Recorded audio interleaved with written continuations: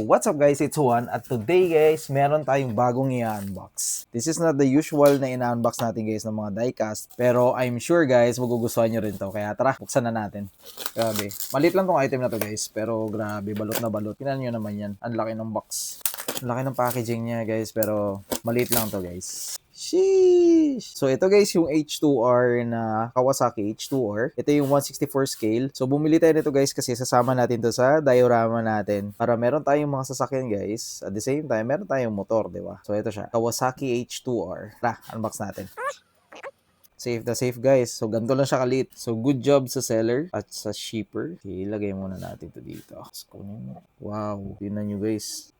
Grabe, sobrang detailed. Yan siya guys. At yes guys, kung matatanungin nyo kung rolling siya, yes sir, rolling po siya. Grabe. Sa likod, yes, rolling din siya guys. Hindi lang ganun ka-smooth, pero still, di ba? Function, nagpa-function. Functional yung wheels. Grabe yung details. So, yan siya. Sama natin to sa diorama natin. Bigyan muna natin dito kasi nasa stand din to guys. Diba? Sheesh! Wait, elevate natin para mas makita nyo guys. Okay, ganda.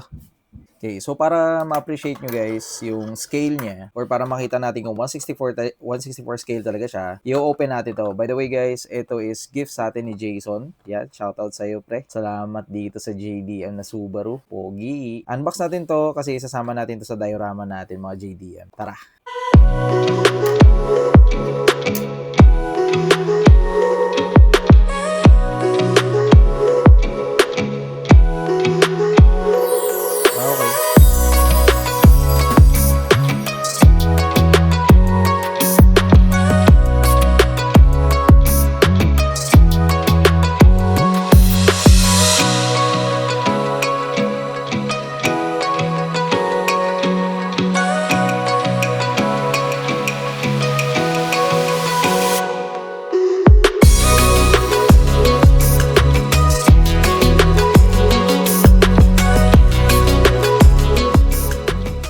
I hope guys nagustuhan nyo yung video natin ngayon. Kaya kung gusto nyo yung mga video katulad nito guys, follow nyo ako. Happy hunting sa inyo and God bless.